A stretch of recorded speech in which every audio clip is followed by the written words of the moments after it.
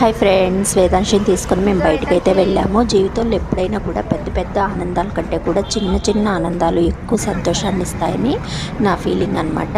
ఇలా సరదాగా బయటకు వెళ్ళడం కూడా మాకు ఎంతో ఆనందాన్ని కలిగిస్తుంది. మేము ఎప్పుడు కూడా ఊరికే టైం దొరికితే చాలు ఎక్కడో చోటుకి బయటకు వెళ్ళడం మాకు అలవాటు అనమాట.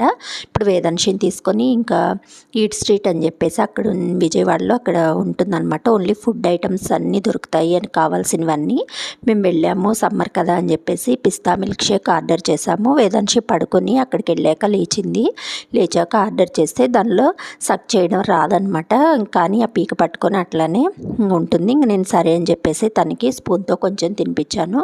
అలా మేము సరదాగా అట్లా తిరిగేసి బయట కొంచెం సేపు అట్లా వెళ్ళి ఎంజాయ్ చేసి ఇంటికి వచ్చామన్నమాట. ఎప్పుడు కూడా మేము ఇలానే వెళ్తూ ఉంటాము. సరదాగా అట్లా వెళ్ళేసి అట్లా తిరిగేసి ఏమన్నా కావాల్సినవి కొనుక్కొని రావడం మాకు అలవాటు. Please subscribe.